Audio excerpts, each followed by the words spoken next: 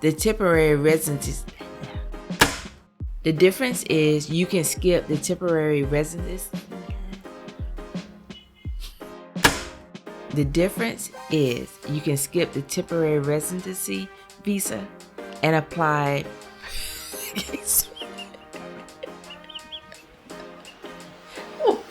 can't say it. Residency.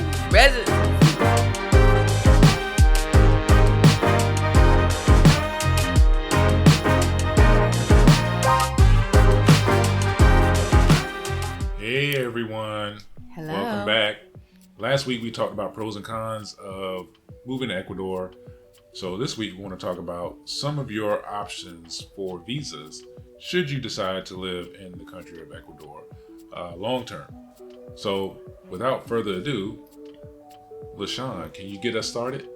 Okay, so first we're going to start off with the most popular visa, the pension visa, which is the retirement visa. Now we're going to talk about the benefits of having the pension visa, and that is the ability to legally work in Ecuador if you desire. You will be able to get a cedula, that's an Ecuadorian identification card. Sign up for the government insurance, which is called, or the abbreviation is IESS. Do you know what the IES stands for? I do not remember. Okay. He'll put the information up top. You also have the option to open up a checking account, savings account in Ecuador with your passport or your cedula. After 65 years of age, which we are not, you qualify for discounts on many services, including the IVA tax refund, discount on flights like Avianca, Latam. I think Copa is one of those as well, but you have to have your cedula. It's not just with passport, but with your cedula. You can add dependents if you have children and your spouse. You can ship household possessions duty-free to Ecuador. Don't ask us how to do it. Because we did not do it. Do that. There are people who specialize in it and help you with containers coming to Ecuador, but we decided not to take that option. It is definitely a path to citizenship, and you're allowed to open a business in the country. You're also able to apply for your permanent residency visa after your initial 2-year temporary residency visa is expired. Under the retirement visa, you're able to apply for permanent residency, which can lead to a citizenship if you choose to go that route. But please understand that you cannot be outside the country more than 90 days. Right. You have to be in the country 21 months to take the path to permanent, then to citizenship. Right. When you obtain the permanent, you are allowed to be out the country 180 days, which is 6 months, and then you can take the path to citizenship if you choose. Right. There are requirements for the retirement visa, and LaShawn, they are: you have to have your passport valid for a minimum of 12 months. Your income has to be $14.75 per month at this time, and you have to have a verification letter proving a guaranteed pension. So if you're receiving SSI, or if you have a retirement or any type of pension, you have to show proof that you qualify as a pension for a pension visa. Right. And because that letter has to specify that amount, you'll be receiving it monthly. Like, there has to be proof that it's monthly and not just like a one-time payment or something like that. And your employment income does not qualify. You are required to have a FBI background check, a state police report, Ecuadorian health insurance in order to get your cedula, and there's no minimum age requirement. For dependents, you have to show an additional $250 per dependent. You are required to have a marriage license for a spouse. Birth certificates are required for your kids. Next, there's the timeline for the retirement visa process. And this timeline process ideally is about 1 year, but we recommend a minimum of 6 months before relocating.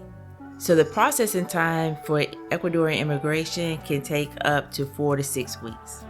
And also, if you decide to use a facilitator, it may take longer. And it just depends on what your facilitator would need, and they will send you a list of the requirements they need to process your visa.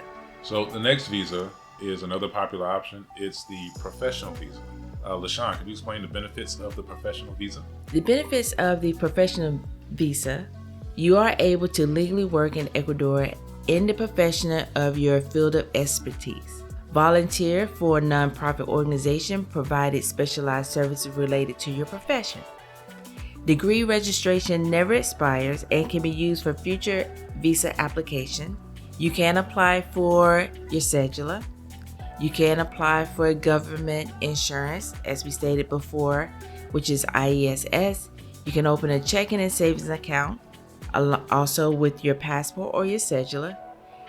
After 65 years of age, you do qualify for discount, again, on many basic services in Ecuador. You are able to add dependents. You can ship household possessions to Ecuador. It is a path to obtaining permanent visa and citizenship. You are allowed to open a business in the country. So if you're getting your professional visa, you are allowed 90 days out of the country in order to obtain your permanent visa. Anything over that, you will have to reapply for another temporary visa. One of the benefits of having a professional visa is your degree stays on file with the government. Now, to obtain your professional visa, you will have to have an associate degree, bachelor's degree, or master's degree.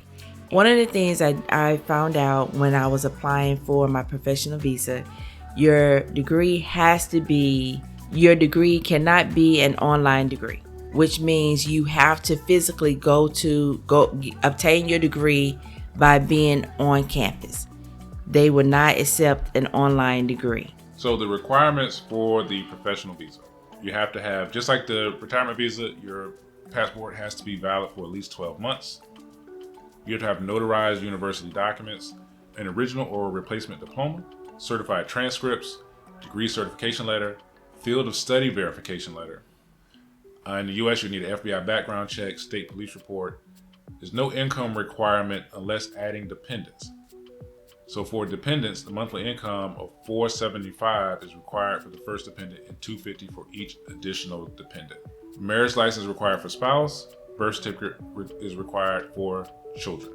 And in that, I want to add, sweetheart, that when we talk about certification for your transcripts and your diploma, they have to be apostille. They will not just take a notarized transcript. And that transcript has to be sent from the school with the apostille and like he said, the field of study verification and mode of study. So there's 2 different letters that will have to be attached to your transcript in order for it to be filed on with the government. The timeline for the professional visa is basically the same as the retirement visa, except what may take longer is getting your documents from your school and getting the correct documents from your school. So depending on how fast they respond to you, it will speed or slow the process for you. The next visa option is another popular option. It's the investment visa. No degree is required. In having the investment visa, there are no restrictions for you. You are able to leave and come and go as you please on the investment visa if you choose not to obtain a permanent visa. If you decide to go for your permanent visa, you will have to be in the country 21 months. That means you cannot be outside the country more than 90 days. You will be able to apply for your Ecuadorian ID, cedula. You'll be able to sign up for government insurance, IESS, open and checking and savings accounts with banks and cooperatives. After 65 years old, you get those same benefits that we talked about previously. You can add dependents, spouse, and children. ship household goods duty free. There's a path to citizenship, and you're allowed to open a business in the country. Now, note that the investment visa, if you choose to do a certificate of deposit, you cannot break that. I think right now it's $47,500. Yes. You cannot split that over several different institutions. Like you can't have 10,000 here, 20,000 there, 17 over here, whatever. You cannot do that. It has to be in one institution to qualify for the investment visa. Now, when you decide you want to do a investment visa, make sure you research the institution that you're going to invest your money in to make sure that they are covered by COSEDE, which is the FDIC equivalent here in Ecuador, but they only cover up to $32,000. The requirements to get an investment visa: you would need to have your passport for a minimum of 12 months. To qualify for the investment visa and you're choosing the certificate of deposit, you would need to deposit $47,500, and it has to be invested for a minimum of 2 years. And it can only be one individual for that one CD. You can't split it up. And you can't, I don't think you can add like a co-investor? Yeah, it doesn't matter. It doesn't work like that. It's per individual. Now, they can be a beneficiary right. for you, but you cannot add them as a co-investor. Your bank statements have to show the minimum income for the past 3 months, which is $475 for the applicant. And if you have dependents or spouse, it's $250. Additional $250. And of course, as Steve said before, if you're coming from the U.S., you would need a FBI background check, state police report. The marriage license and birth certificate are the same as previously stated. The time to secure an investment visa, what is that time, sweetheart? It's about the same as the others. You try to do it a year before you relocate, start the process. It can take, at least 6 months before. It can take that entire time to receive documents from the U.S. It can take up to 12 weeks. Processing time at the Ecuadorian government office, like we said, is about 6 weeks. So give yourself some time if that's the route you want to take. Now, we haven't talked about if you choose to come to Ecuador and start the process. Now, some expats that have moved to Ecuador and started the process after they got here. If you decide to come to Ecuador before you start the process, you can come on a tourist visa, which is a 90-day tourist visa. If you go past that, you can extend it, but you have to extend it on the 91st day. You cannot leave the country and restart it. That does not happen. I don't know the term for it, but I know some people in some countries you can leave the country for a day and come back and it restarts. That does not happen in Ecuador. You have to reapply. You have to apply for an extension, another 90 days. So you can spend 6 months in Ecuador on a tourist visa. Now, we don't know if your visa, if you start the visa once you get here, if it extends that. I'm pretty sure if you're working with a facilitator, they will advise you on what you need to do. But if you're not, you got a lot of work to do, a lot of research. If you're already in the country, I would absolutely suggest getting a facilitator, unless you just know someone who's really good at the process, or you got a friend that's a lawyer here or something like that. Or if you speak really good Spanish and you I understand. still don't know, because it could take a while to get those documents. Well, you just especially if you're having them sent here, and it's going to be really expensive. So just 100% wouldn't suggest starting the process after you're here on a tourist visa. But if that's the way you go about it, I would certainly suggest a facilitator. Definitely. Because if you need to, they can help you do the extension. They can help you figure out if you're here longer than 6 months. Right. And they usually have a way to get your documents without them maybe having to be shipped directly to Ecuador. Something like, there's always something that they can do easier than you can. And just so you know, if you use a facilitator, it's much more expensive than doing it taking your own route. But it could also be worth it if you have it. We do know several people that have used facilitators, And I will just name a few. You have EcoAssist, Ecuador Visa, Joseph Ganze, and we've used Gringo Visa.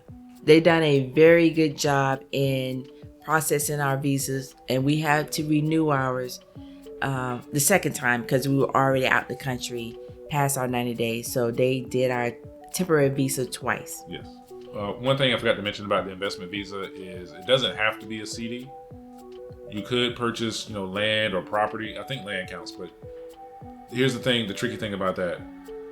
Just because you paid $50,000 for it doesn't mean it actually qualifies for the visa, because what the government sees it worth is what matters. If the government says it's only worth $30,000, you pay $50,000, well then that doesn't cover the visa. You'd have to probably get multiple properties. So that's something you really got to be careful about. You definitely want to come down here first and scout and look at something and know how much it's actually worth before investing in it with the investment visa. Yes, because looking at the government website, they do talk about the value of property and what you pay, and there's taxes, all types of things that you need to be well informed about before you decide to purchase property. Right. Another known temporary visa is a digital nomad visa. Sweetheart, would you like to cover the benefits of a digital nomad visa? So yeah, if you're a digital nomad and you know who you are, here are some of the benefits. Of course, you'll be able to legally work in the country, but if you're a digital nomad, you're probably here working for someone else anyway. Apply for an Ecuadorian cedula, sign up for IESS, you can open a checking and savings account. If you're over 65, you qualify for discounts just like before. You can add dependents, spouse, and children. You can ship household goods. There's a path to citizenship, and you can qualify for a permanent visa if you haven't left the country for more than 90 days in the total during the 21 months. Now, the requirements for a digital nomad visa: bank statements showing a minimum income of either $1,425 monthly or $17,100 per year. Specific numbers of statements depends on the employment period. If you are self-employed, proof of the company ownership, which is the business license, prior year tax filings.